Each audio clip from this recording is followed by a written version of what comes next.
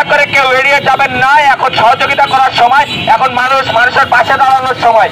দেশের 11টি জেলা এখন ৩৫ বছরের ইতিহাসে অন্যতম বন্যায় ডুবছে বাংলাদেশের কুমিল্লা, সিলেট, নোয়াখালী, ফেনী জেলা।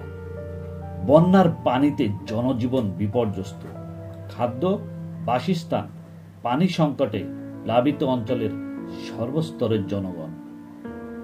বন্যা কবলিত অসহায় মানুষের সাহায্যের জন্য যশোর বিবেক স্বেচ্ছাসেবী সমাজ কল্যাণ সংস্থার পক্ষ থেকে বিবেকের তাড়নায় দরাটানা ভৈরব চত্বরে অর্থ, শুকনো খাবার, পরিধেয় কাপড় সংগ্রহে নেমেছেন একদল তরুণ সংবাদকর্মী দ্বারা গঠিত বিবেক স্বেচ্ছাসেবী সমাজ কল্যাণ সংস্থার সদস্যরা। কিন্তু সহযোগিতার হাত বাড়িয়ে দিচ্ছে। এর আগে আমরা দেখেছি শিশুদের, তাদেরও সহযোগিতা। আমরা সকলেই বাংলাদেশের মানুষ, বাংলাদেশ আমাদেরই, বাংলাদেশ একটি পরিবার। অর্থাৎ এই পরিবারের 11টি জেলা যদি আজ বন্যা কবলিত হয়ে পড়ে, তো 11টি জেলার পাশে দাঁড়ানোর কর্তব্য আমাদের। বাকি 50টি জেলা, এই 11টি জেলার পাশে দাঁড়ানো আমাদের কর্তব্য। আমরা যশোরবাসীও এই দায়িত্ব কর্তব্য জায়গা থেকে সকলে সহযোগিতার হাত বাড়াই। দয়া করে কেউ এড়িয়ে যাবেন না। যা পারেন 5-10 টাকা, যা পারেন সাধ্য সামর্থ্য অনুযায়ী সহযোগিতার হাত বাড়িয়ে যাবেন। এখন এড়িয়ে যাওয়ার সময় নয়, এখন মানুষের পাশে দাঁড়ানোর সময়। টাকা দিচ্ছে, এই যে যাক আলহামদুলিল্লাহ।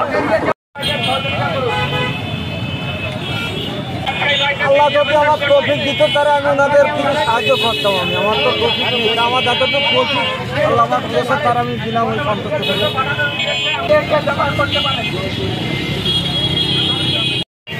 তার আম্মু কিন্তু তাকে অনুপ্রাণিত করছেন এই সহযোগিতা প্রদানের জন্য। তাদের দুজনকে ধন্যবাদ। ফোনে এসে যোগাযোগ করতে পারেন। ধন্যবাদ। দেখলাম কিছু আমাদের বোনেরা তারা কিন্তু সহযোগিতা নিয়ে কাছাকাছি না হয়, তারা সহযোগিতা দিতে পারছে না। জি, আসসালামু আলাইকুম। আপনারা সবাই জানেন যে আসলে দেশের 11টি জেলায় বন্যা পরিস্থিতি খুবই ভয়াবহ। তা সেক্ষেত্রে আমাদের যশোরের বিবেক স্বেচ্ছাসেবী সমাজ কল্যাণ সংস্থার পক্ষ থেকে আমরা 24 তারিখ এবং আজ 25 তারিখ আমরা 2 দিন দরাটানা মোড়ে কালেকশন করতেছি এবং আগামী দিনও করব। তা এই মুহূর্তে আসলে যারা যশোরবাসী অনেক সাড়া পেয়েছি, তারা যে যতটুকু সম্ভব, কেউ শুকনো খাদ্য এবং নগদ অর্থ যে যা পারছেন তারা আমাদেরকে দিয়ে সহযোগিতা করছেন। এবং আমরাও চাই এটা সুষম বন্টনের মাধ্যমে যাতে বন্যার্ত বানভাসী মানুষের কাছে আমরা পৌঁছে দিতে পারি, সেই দোয়াও চাই যশোরবাসীর কাছে। ধন্যবাদ।